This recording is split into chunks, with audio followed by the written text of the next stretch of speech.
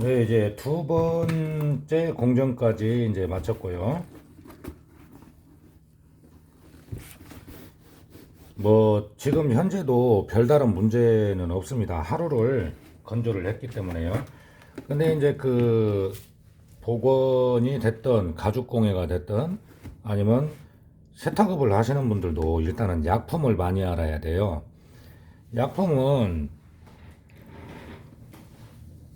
가죽에 쓰는 약품은 대부분이 이제 그 수성과 유성으로 돼 있거든요. 수성과 유성은 이제 혼합이 안 된다는 것이죠.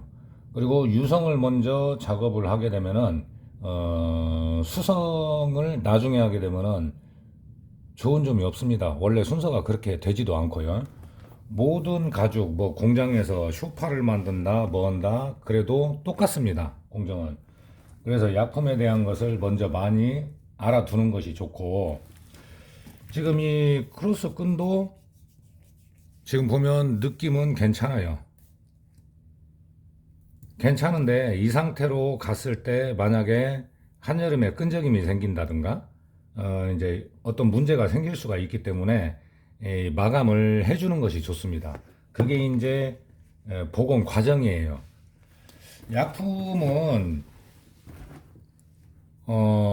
만약에 이쪽 일을 하시는 분들 같은 경우는 약품은 많이 알면 알수록 좋은 것이죠.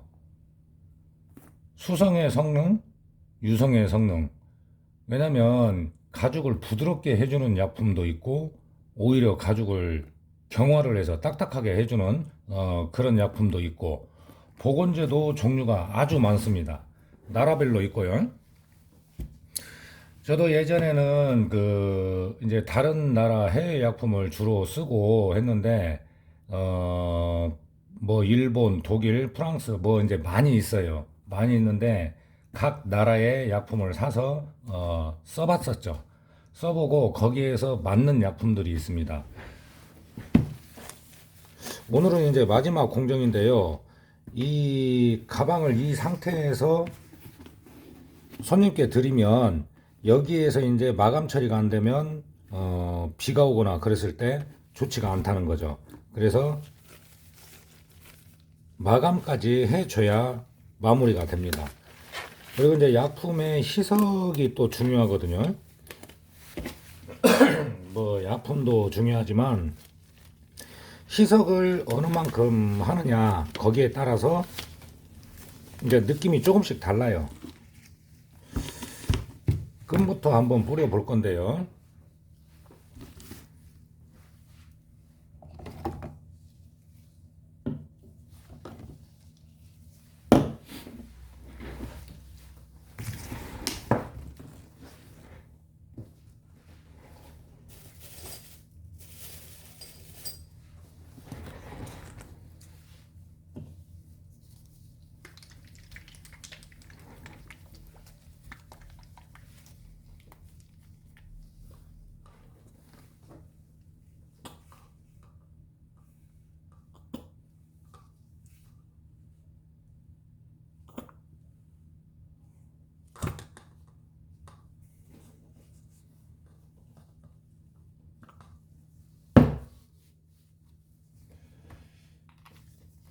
이제 이런 작은 약품 병을 쓰는 이유는 뭐냐면 침전이 되기 때문에 그러는 거예요.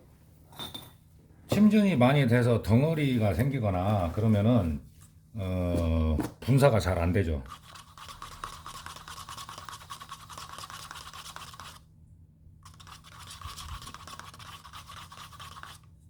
쓸 때마다 흔들어주고 희석을 할 때마다 이렇게 풀어주는 거죠. 그래야 곱게 나갑니다.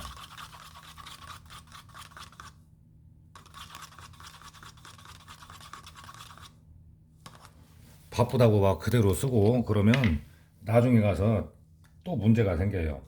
지금 이 가방 약간 가죽이 빳빳한 재질의 가죽은 희석을 약 한 15% 정도만 해줍니다. 너무 희석을 많이 해도 안 돼요.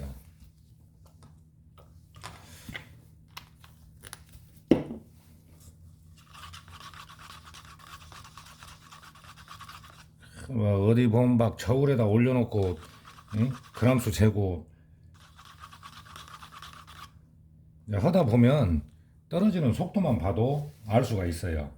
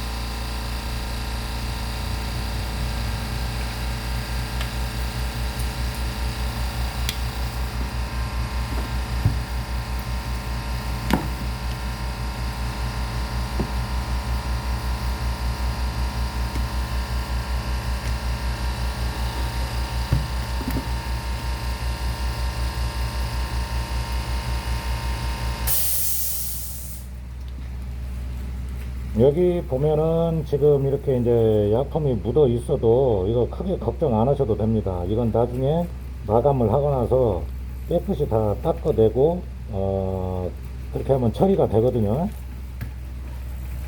항상 이 약품이 나가는 양을 확인을 한 다음에 작업을 시작을 해야 됩니다.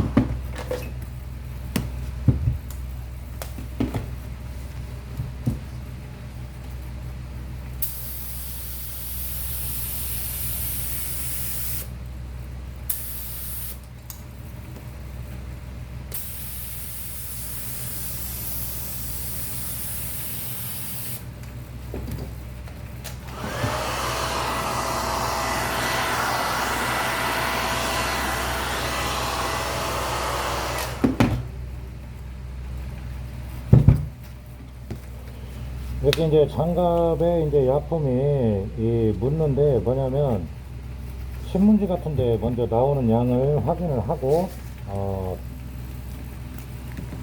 그 양에 따라서 건의 속도를 조절을 하면 돼요.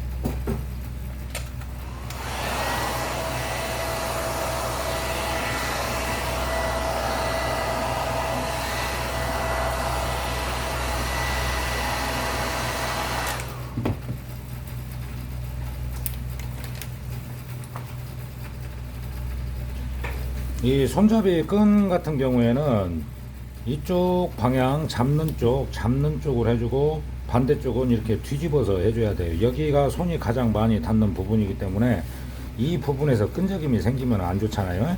그러니까 이 부분은 뒤집어서 이제 해주면 됩니다.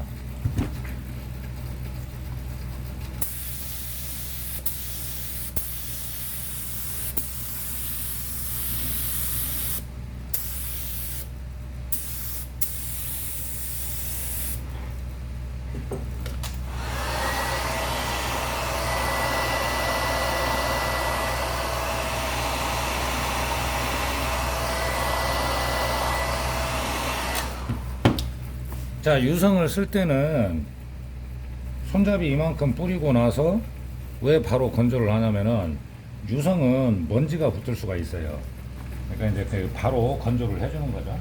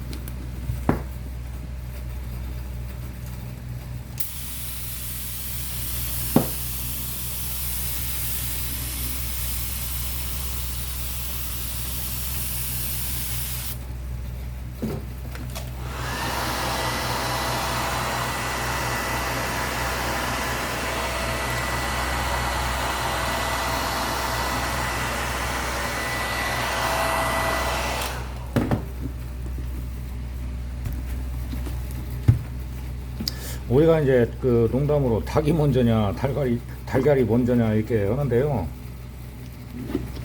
복원을 할 때는 수성이 먼저예요.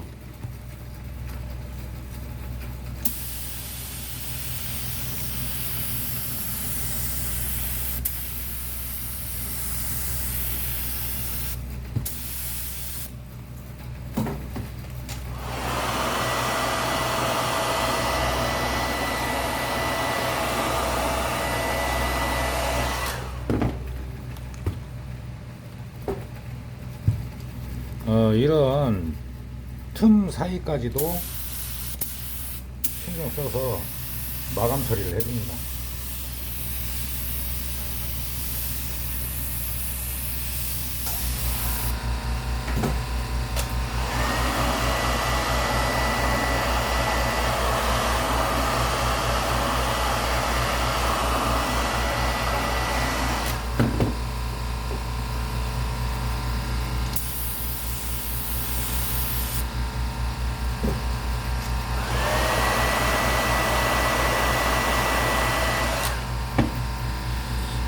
염색을 하다 보면 이제 이런 금속 장식에 이렇게 염색 약품이 묻어도 두 번째 유성 공정을 할 때는 크게 상관이 없어요. 잘 지워지기 때문에.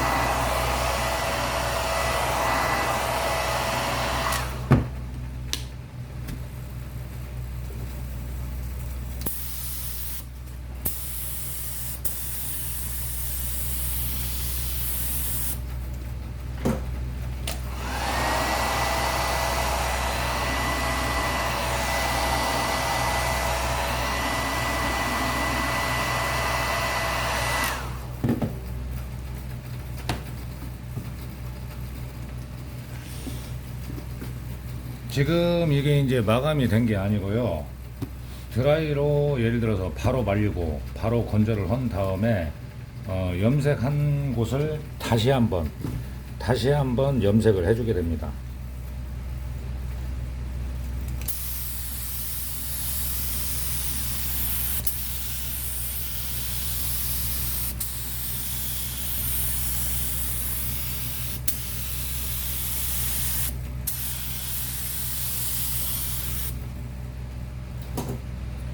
다른 때보다 건을 제가 천천히 움직이잖아요. 그러니까 이제 딱딱한 가죽은 틈 사이까지 잘 들어가야 되고 하기 때문에 건의 속도를 조금 느리게 하는 거예요. 이것도 노하우죠.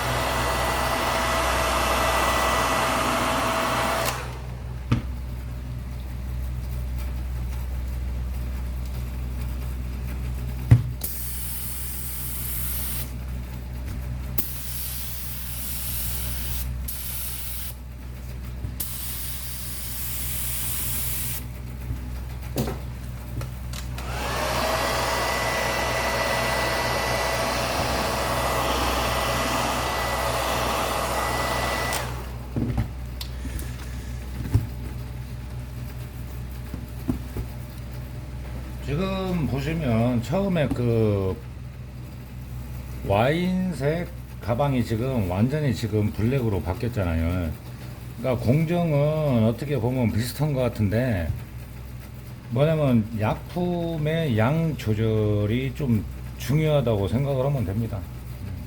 저는 이제 이런 식으로 교육을 할 때도 가죽마다 다르게 이 가죽은 어떻게 하고 이 가죽은 순서가 어떻게 되고 복원 역시 마찬가지예요. 복원을 먼저 하느냐 아니면 1차 염료를 먼저 하느냐 그게 이제 차이가 있어요. 똑같은 것 같아도요. 그러니까 이제 약품에 대해서 많이 알다 보면은 일을 해서 손님한테 제품을 드렸을 때 큰 문제가 없죠. 오늘은 유성, 수성과 유성의 차이에 대해서 좀 말씀을 드렸는데요. 수성은 항상 먼저 작업을 해줍니다. 유성 먼저 한 다음에 수성을 하게 되면은 들뜨게 되는 거죠. 그래서 안 되는 거고, 수성 약품도 예를 들어서 인터넷을 보면은 굉장히 많이 있겠지만 성능은 제각기 다르다는 거예요. 그래서 이런 이제 약간 빳빳한 가죽 같은 경우는 1차 공정 그리고 바인더를 써줘야 돼요. 바인더 작업을 해주는 것이 훨씬 좋습니다. 그 이유가 뭐냐면 일단 염색이 고착이 잘 돼한다는 것이죠. 부드러운 가죽 같은 경우에는 뭐 바인더를 사용을 안 해도 될 것 같아요. 어디를 보면은 바인더를 무조건 써야 된다 하는데 가죽마다 뭐냐면 잘못 쓰게 되면 끈적임이 생깁니다. 끈적임이 한번 생기면 계속 그게 갈 수가 있어요. 그러면 그것도 이제 어떤 그 하자가 되기 때문에 이 약품을 제대로 구분을 해서 쓸 수 있는 그런 공부도 하고 테스트도 하고 노력을 해야 되는 거예요. 자, 이제 와인색 가방이 마감까지 해서 블랙으로 완전히 새 가방이 됐습니다.